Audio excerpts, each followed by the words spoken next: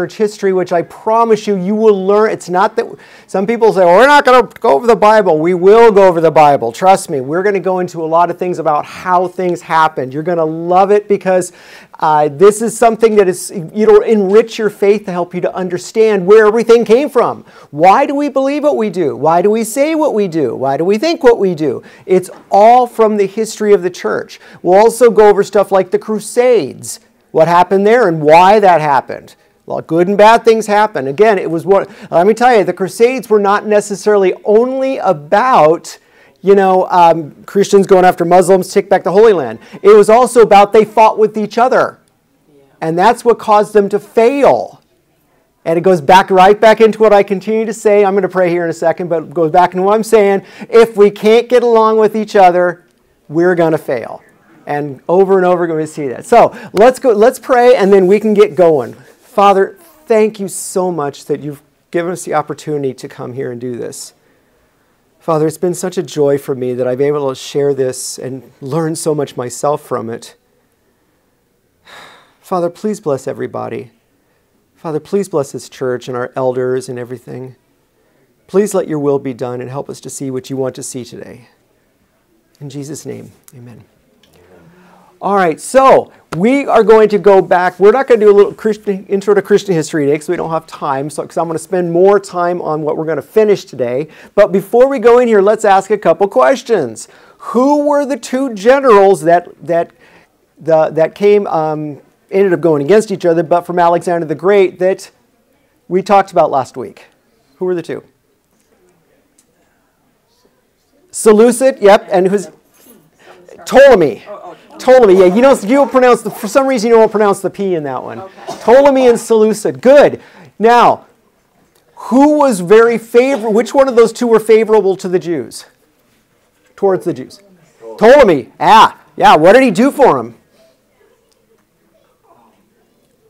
Let him vote. No, I don't. Let him vote. I doubt that was going to happen. That wasn't going to happen back then. So. Let him practice their religion. Well, he did. But he did some pretty major things that actually we see all the time in Christianity. If it wasn't for Ptolemy, Philadelphus II, that was the second guy, we wouldn't have certain things. He actually gave them the Greek version of the Old Testament, which the Christians used in the beginning. So for the first 600 years, all it actually was from about, it came out about 500. From about 250 BC all the way till 380, which means that's 350 years after Jesus. They were using that. That's how important it was. That's when they finally got the Latin New Testament. Even Rome used it. Paul used it. They all spoke from it because most everybody couldn't speak Hebrew, right? Because of what was the name of the thing that happened that made the Jews go all out? Starts with a D. Diaspora. Yeah, the diaspora or diaspora, whichever. Yes, that dispersion. And we're going to see in Christian history that dispersion happened almost immediately. Actually, to be honest, it happened in like the second chapter of Acts when all those people before Peter spoke all those different languages, and they came to know Christ, right? And guess where they went? Back home. Okay, that's all the dispersion. And what did they have? They didn't have a New Testament. That didn't come out and get completely compiled for about another 300 years. They had the Greek Old Testament. That's all they had.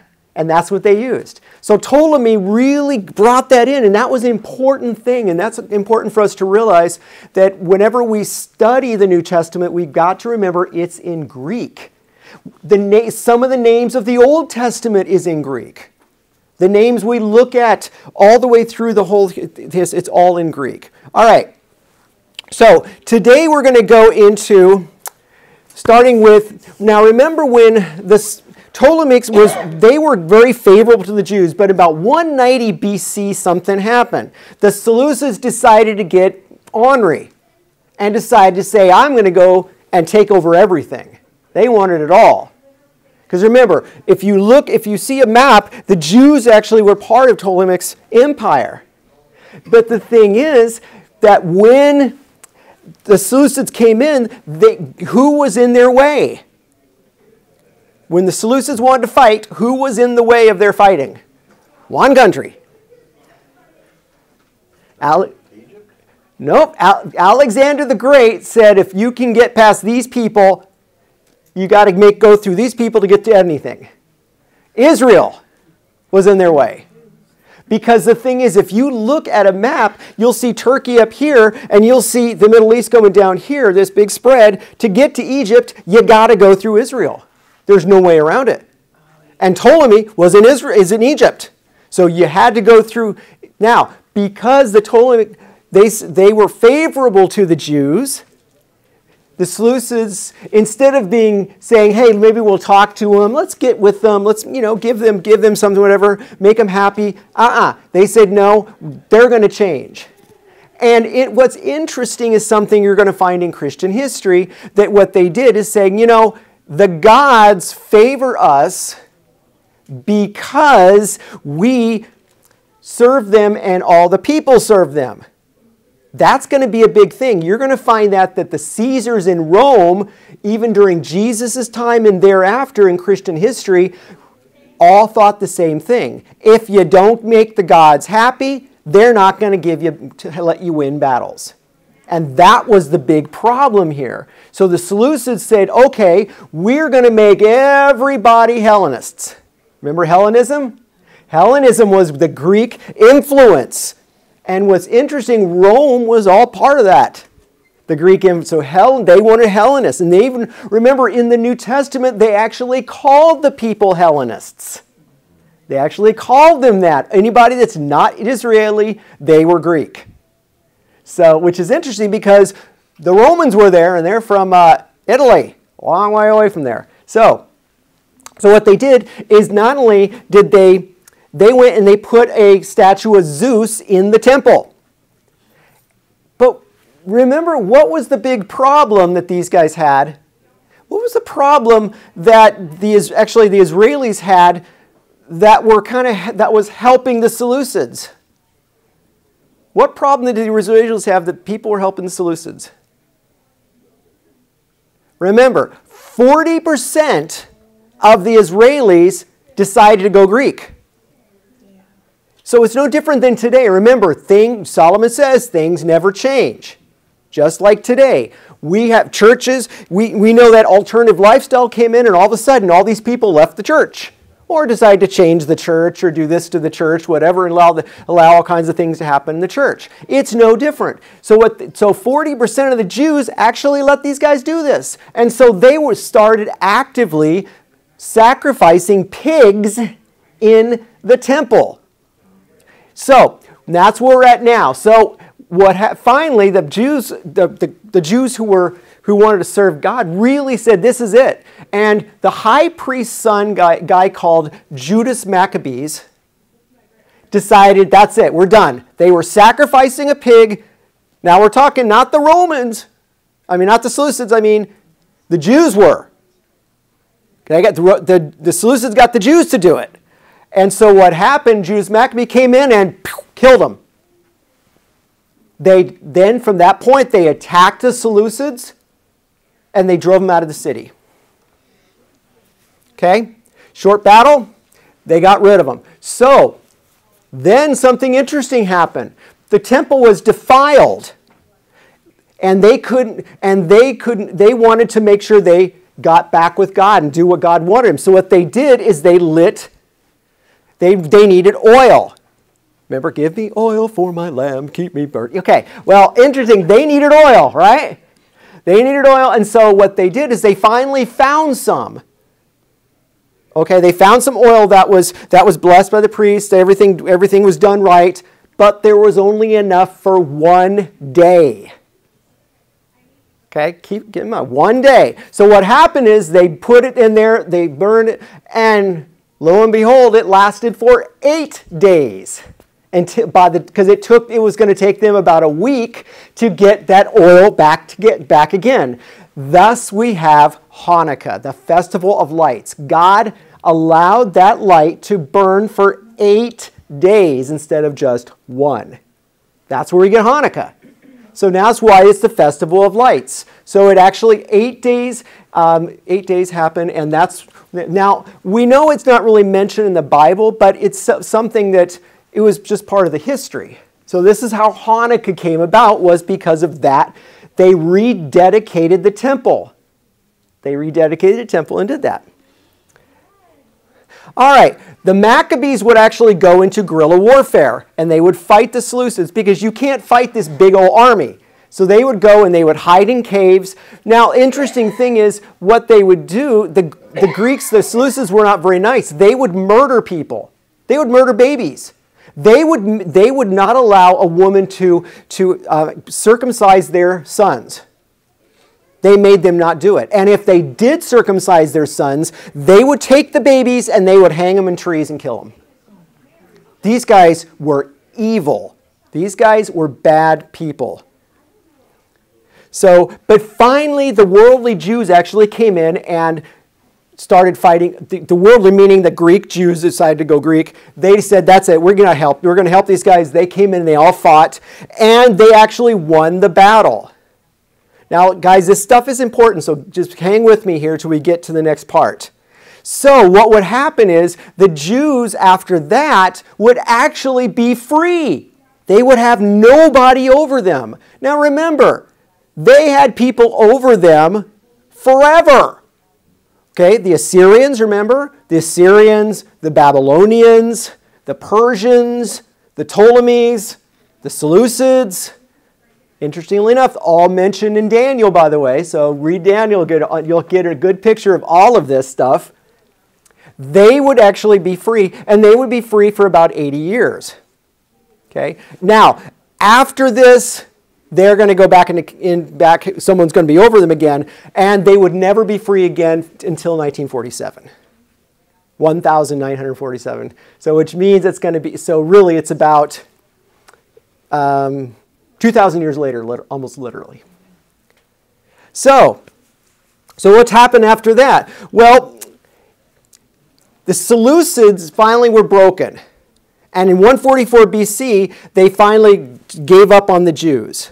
Gave them 80 years of favor. The place that's going to come next, though, is going to be Rome, which interests us because we're Christians, and that's where Jesus comes. Jesus was all part of that. Now, I want you to look at this. All of this. By the way, I want you to see this because I'm going to see. So I want you to see this 1, 2, 3, and 4. These 4 places here. Keep that in mind because that's what Herod's going to be over. He was called the Tetrarch. Herod the Tetrarch will be 1, 2, 3, 4 places. Okay? So just keep that in mind. So, Sadducee power. Remember the Sadducees. Sadducees were the leaders of the church. They were the guys who didn't believe in resurrection. They didn't believe in an afterlife. They didn't believe in that stuff. So the Sadducees the people didn't really like them. They also didn't believe in the oral Torah. Remember, the oral Torah was basically anything that was not the first 5 books. The law, okay? The law was the first 5 books. Oral Torah would be the prophets, the kings, prophets, psalms, proverbs, all that stuff is called oral Torah. And remember last week we talked about the Jews finally compiled it in about 300 AD.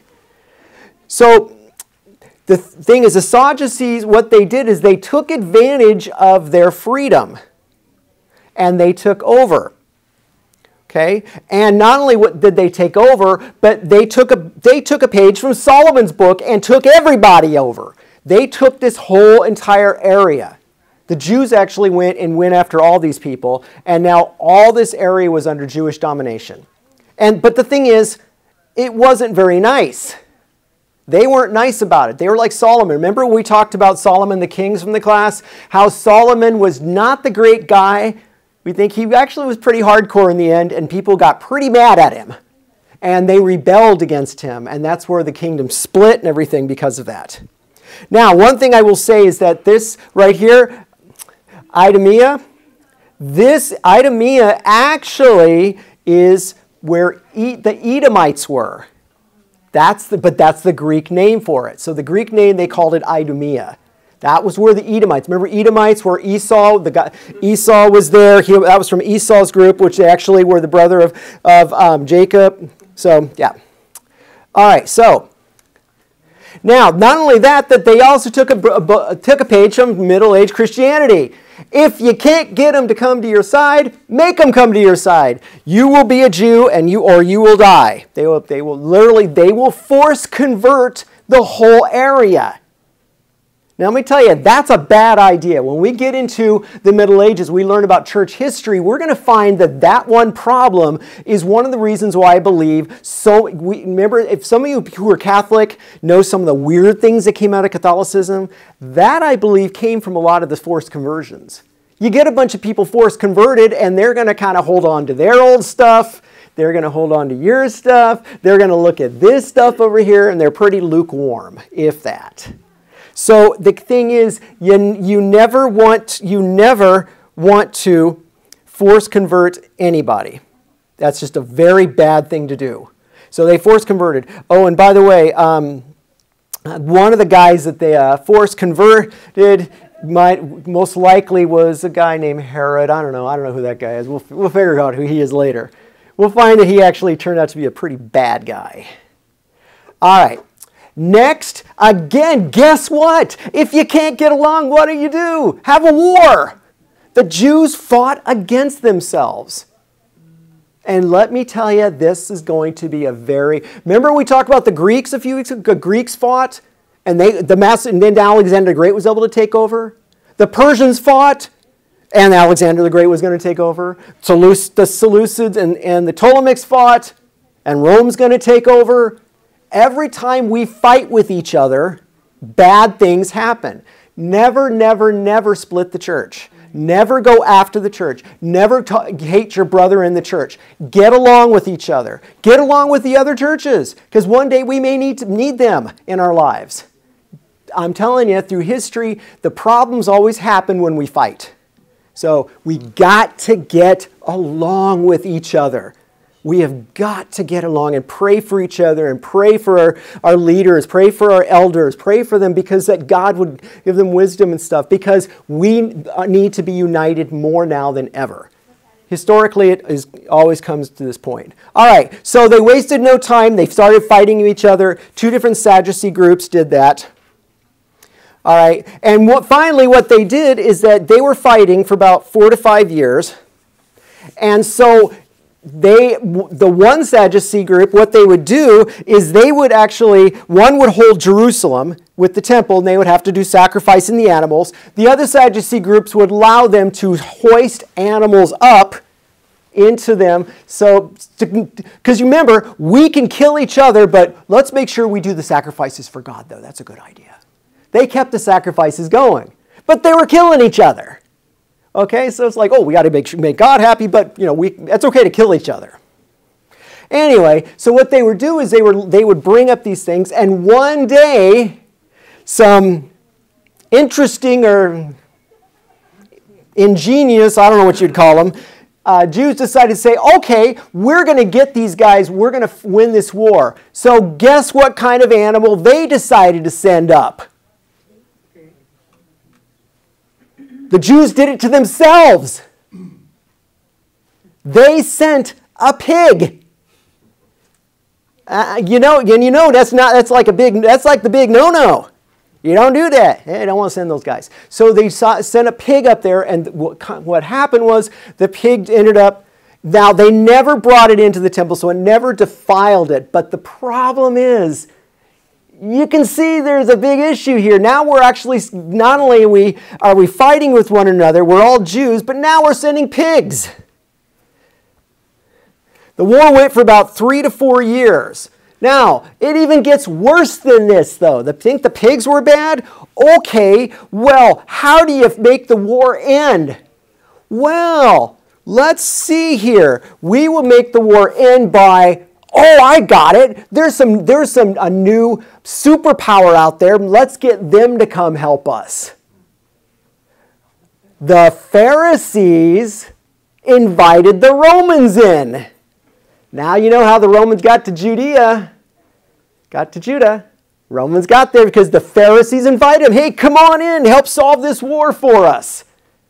They were more than happy. Yeah, of course we are. We're here for you guys. We're going to come help solve that war. Yeah, that would be a bad thing because for the next 200 years, Rome was going to be there. And what's going to end up happening in 136 AD, guess who's going to be kicked out themselves of their own country? Jews. They were in 136. They are kicked out. Never to return. Ever. So that was a bad decision. So the Pharisees. So now we have the Sadducees starting the war with each other. The Pharisees inviting the Romans in.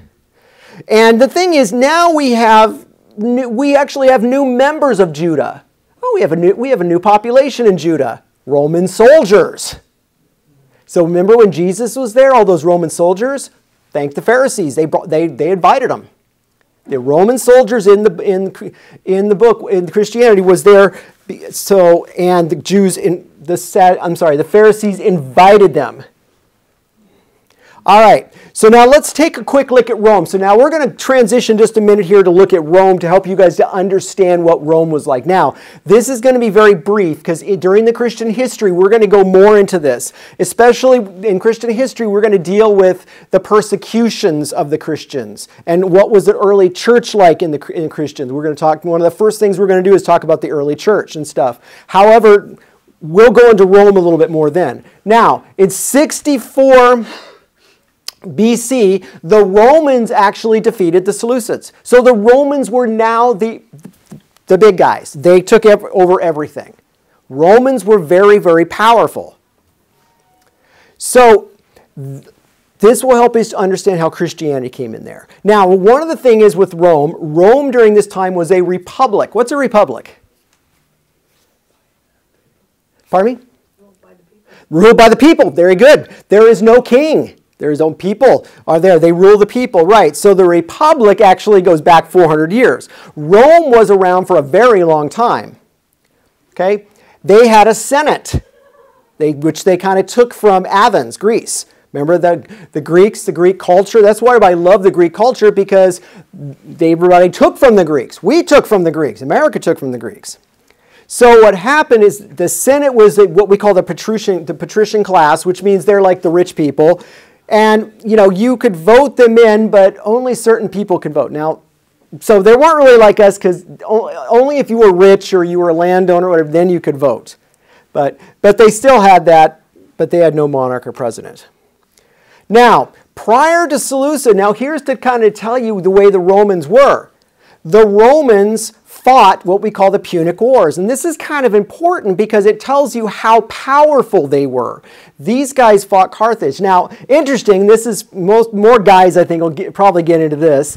This is the guy, the leader of the Carthage was a guy named Hannibal. Not Hannibal Lecter, not that guy. That's where Hannibal Lecter got his name from. But Hannibal was a guy who was from Carthage. What he did is he brought elephants into Italy. Now you do know there's no elephants there, right? There ain't no elephants in there. So he brought them from kind of Central Africa all the way up, took them into Italy, and what he did is he took them over these. Hannibal took 37 elephants over the French Alps. He took them over the Alps. He did it. The guy was pretty ingenious. It's an interesting story.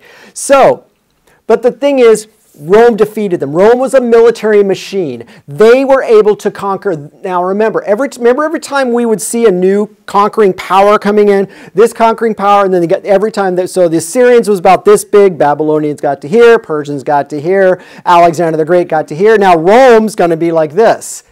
So Rome is going to be the biggest, but the reason is because they fought all of these wars. Okay? Now, a guy named Pompey, not the volcano. Okay, the volcano, that's not going to happen for about 142 years later. But Pompey was the general that actually fought this. And he was the one that Jews actually invited in. Okay? So he fought this. Jews invited him into the temple, and he actually walked into the temple. Now, luckily, Now, notice he wasn't supposed to be there, but he didn't do anything. All the other guys walked in and said, oh, I think I want this, I want this, I want this, I want this, and they decided to go away. They took everything. Now, but he didn't. He came in, just looked around, okay, and he left. Luckily, because that kind of made the Jews happy. That was a good decision. That was a very good decision on his part. So, but the thing is, so the other thing is that during this time, the Jews, the Sadducees, not only were they not very good people, they started a war. They sent pigs with each other, but the high priest was also the king.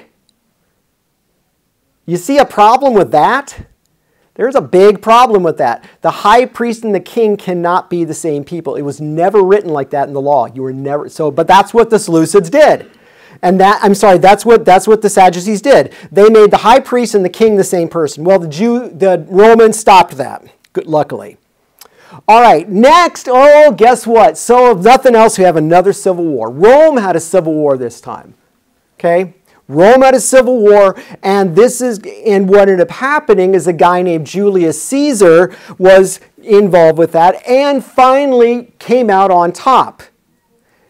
This is going to be important because this guy is going to set up something that the Christians are going to be, that's going to cause a lot of problems from Christians for hundreds of years to come. But Julius Caesar, this guy won the civil war.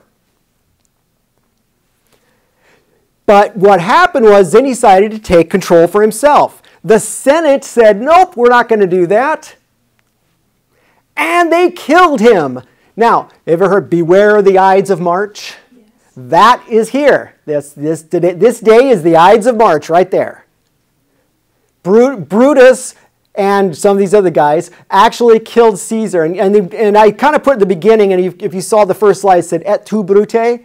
That was Latin for you too, Brutus, meaning that because they killed him. So the Ides of March. Now, we think that this was going to be the end.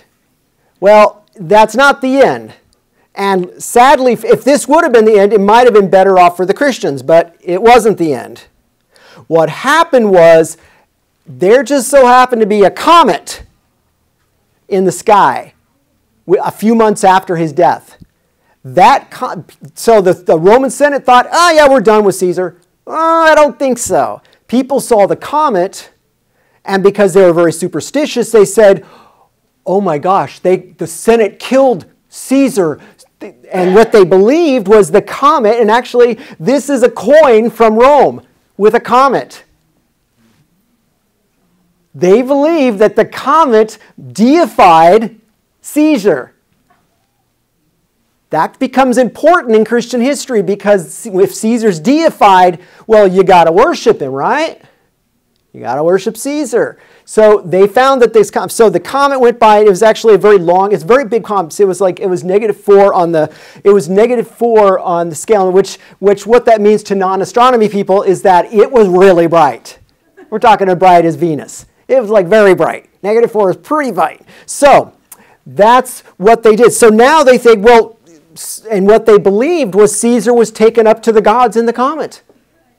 Now, of course, that wasn't true, but that's what they believed. And they wouldn't stop believing it. Ever. So, war was over. In just a little bit after that, the next Caesar decided to come on. His name was Augustus Caesar. Now remember, they tried to get rid of the Roman Senate wanted to get rid of the Caesar, but now the people are saying, that guy was deified. We want another Caesar. Now here's the problem. They were a republic. They were free. Remember when Israel was free, they wanted a king? Well, we saw what happened there. Within the third king, the place was split. And then within a few hundred years, first part of Israel was taken away from captivity, gone forever. King was not a good idea for them. And neither would a king be for Rome or for Christians. So, the cult of Caesar began.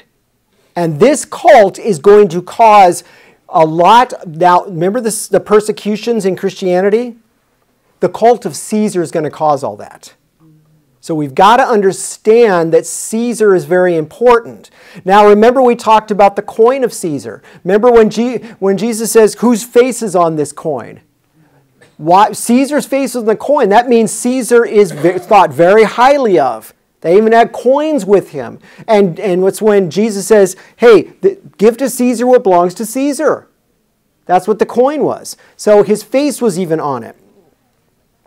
Now, cult of emperor worship. Now, what's going to happen is people actually worship these guys. And now, for the first couple Caesars, they really didn't take advantage of this. They said, no, this is cool. We're okay. Now, these guys, they still used it. And Rome would still have the emperors that kind of but the reality is, it's kind of like our president would take over more and more and more. I'm not saying he is. I'm just saying that would be what it'd be like. Same with these guys. Caesar would take over more and more. Now, a couple places starting in just a little bit after Jesus, a guy named Caligula comes in there, and he tells them to put a statue of Zeus back in the temple again. The Jews were not happy. Didn't actually happen. He died right before they did it. But then again, we go with the next guy, which is Nero. We've heard about him. And unfortunately, James, Peter, and Paul met him. And they all met their end through him. They were all killed under Nero. And it was all about worshiping this. They wanted you to sacrifice the emperor, to worship the emperor. The emperor they deified themselves. And it was all because of that comet. It's all because of craziness. Is there any questions so far? I know I'm going very fast through this. I wanted to get some more time for questions at the end. Any questions so far? All right. All right.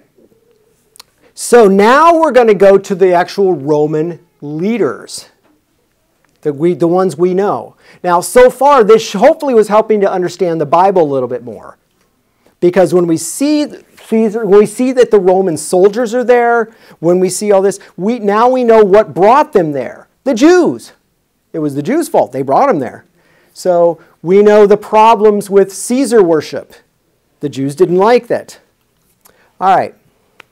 Now, one of the things is that all of these leaders we're going to talk about that we see in the Bible were all Roman, not Jewish. They're not Jewish. They're all Roman. Okay? And we're going to talk specifically about the two Herods and Pilate. So let's go into these guys. So Herod the Great, he was an Idumean. Okay? Which means he was most likely force converted. So he kind of claimed to be a Jew. But again, remember that note the forced conversion was there. The guy was really not the most stable guy in the world. He was very unstable. One of the problems with Herod the Great was, first of all, he was trained in Rome, and he was sent over. He was the tetrarch, so he was over those four places. He was over Samaria, Galilee. Galilee is the stuff one on the top. Galilee, because remember in the Bible, Galilee they had to go around Samaria. They would go through the Decapolis, which is the 10 cities over here. So they'd go to the Decapolis around there, go back into Judah. Now he was also over Idumea, which was his home country. Now he was considered a raving madman. He was crazy.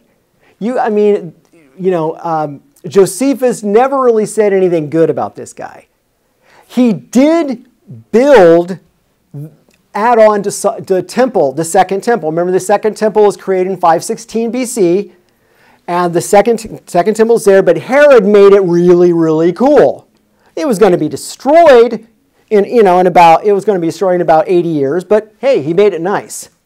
But the thing is, he built that for them. But the thing is, he was just not a very nice guy. Now, one of the things he did is he murdered his wife. He also murdered two of his sons, openly, because they were rebelled against him, and he murdered them. The guy killed his own kids. So it's no wonder in Matthew that Matthew talks about him going through and killing the children in Matthew 2:16. By the way, that's that's a picture of what Herod made the temple like. When Herod realized that it had been outwitted by the Magi, he was furious. He gave orders to kill all the boys in Bethlehem and its vicinity who were 2 years and under, in accordance to the time he had learned from the Magi. Now, the reason why I want to bring this up, because historians say, oh, he didn't do that. There's no way he would have done that. Yeah, I would have. The guy was crazy. The guy was known to murder his own family, his wife, his kids. What do you think? You don't think it's going to be that hard for him to go say, okay, just murder all these kids? It wasn't. The guy was just nuts. So the thing is, he actually killed those kids. Okay? Now, the historians say, well, they didn't really write anything about it. Well, they didn't write anything about it because, number one, it was a small town. No one probably even thought about it. It wasn't Jerusalem. It's kind of like what doesn't happen in Philadelphia. If it happens in Lancaster, not Philadelphia, who cares, right? I mean, because Philadelphia is what everybody thinks about. Okay? So, same kind of thing.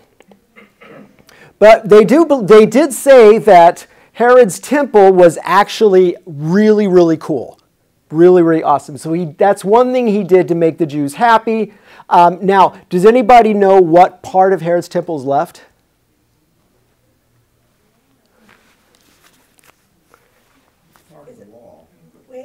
The Wailing Wall. Yes, the Wailing Wall. Yes, the Wailing Wall. And you were just there. You were just there. And the Jews call it the Western Wall. The Western Wall, right? Because it was the Western part.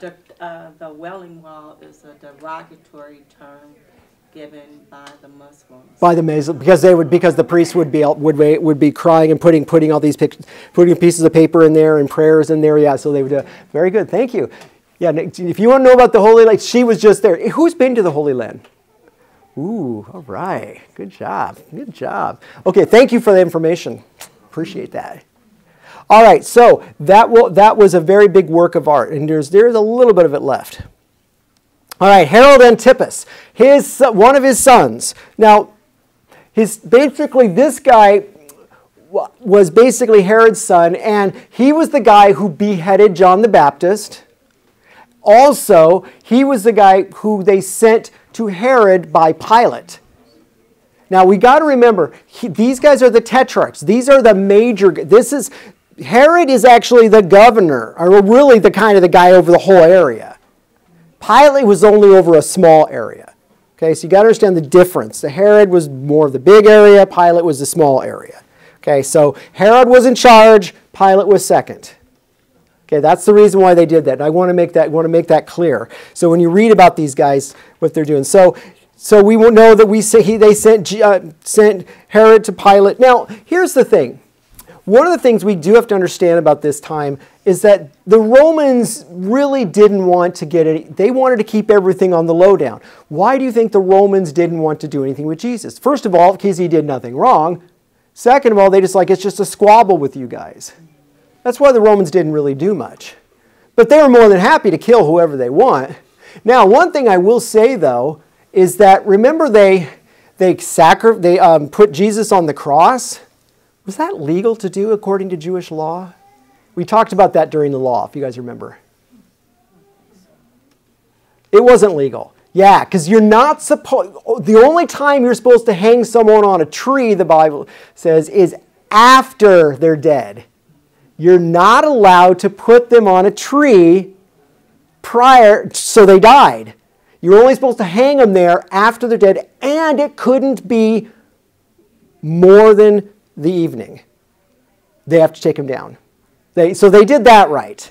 But what they did is they broke their own law, and because we know who ultimately wanted them to do that was the Pharisees and the Sadducees. Those are the guys who absolutely did that.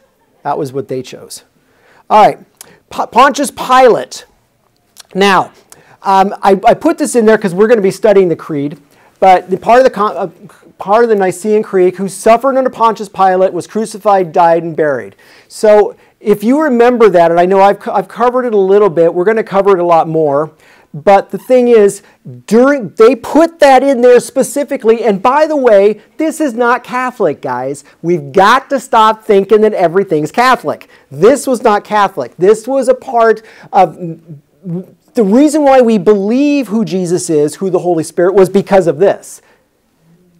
A couple hundred bishops got together, sat down, talked about it, because what they were saying, the whole idea was, who is Jesus? And they basically made this and it's very specific on who Jesus is. Now, it wasn't Catholic. This was no Catholic stuff. So please understand, we're not talking Catholicism here. Even though the Catholics may have actually stated it, doesn't mean that that's part of this. So this is important stuff. And the reason why they put Pontius Pilate in there was certain groups, dissension groups in Christianity says Jesus never existed. Oh, you've probably heard that anyway, because that's what a lot of people today say. Jesus didn't exist. Well, that's why that's one of the reasons why they wrote the Nicene Creed. And they added Pilate in there to date that Jesus really did exist. He died around the time of Pilate, and Pilate is well known in history. It's written and documented in history when Pilate was there. So they specifically wanted to do that. Christians put that in there for a reason, to say, no, that's not true. Jesus did die under Pilate, so he did live. And actually, we know historically that one of the Roman historians wrote about Jesus and Pilate. That's the thing. We know in history it's true. He was there. So, and not only that, all of this information, the stuff like the book of the Acts, all of Paul's letters, within 10 years after Jesus died, all of this, tons and tons of letters came out writing about who Jesus was, what Jesus did, all this stuff. So we know that he did. Now, he was governor over Judea and Samaria, only the two areas. He was governor over there. Pilate was the governor over there. And basically, again, the reason why he sent them back to the Sadducees was because, hey, we're Rome. We're not here to interfere. They didn't want to mess with it. Now, the Romans did all the dirty work afterwards. Okay? But now, here's an interesting thing, though, that it always just baffles me. A lot of people actually say, well, the Jews killed Jesus. And so that actually, one of the reasons, even Hitler would say that, to give them justification to kill Jews. Well, wait a minute, ultimately it was the Romans who did it. So the Jews helped in it, but we also got to remember that Jesus was who? He was Jewish. So it's like, that's a bad, but let me tell you, one of the things we have, and we got a couple minutes, but we got a minute or so. One of the things that happened once the Rome started going against the Jews, Christians started distancing themselves from the Jews. In the beginning, being a Christian was good because they thought they were just a Jewish sect, so we're going to leave them alone. So in the very beginning, the Christians kind of hung close to the Jews, but towards as time went on, they started leaving. And the reason why they started leaving was because they're saying, we don't want to have anything to do with this. But sadly, what happened is they started saying, well, Jews killed Jesus, and they started really hating the Jews. Not a good thing. Anyway, but he was removed from power in 36 AD. Actually, it was 37 when he was removed. But because what he did is he actually had suppressed a Samaria uprising. He went and massacred a bunch of people. Rome said, can't do that. Pulled him out. So they believe that he actually died. He died in Spain. So died in Spain. All right, now that's it. So we got everything done. That was it. I purposely did less slides today because I was hoping to go into more detail. Is there any questions? Yes, sir. Do you have a time machine at home? A time machine? Yeah, you should see it. Yeah, you should see it. It's this nice this nice velvet red chair with a little ball here with the spinning thing in the back. It came from 1960, actually, from the movie Time Machine. Yeah, no. He's so silly. It's one of my favorite movies. I love that movie, The Time Machine. I love that movie. So, any other questions? Good job. Yeah. All right, thank you guys. So please come back for the Christian history. I promise it will be interesting. When So is that, in May or in May. something? Okay. Yep.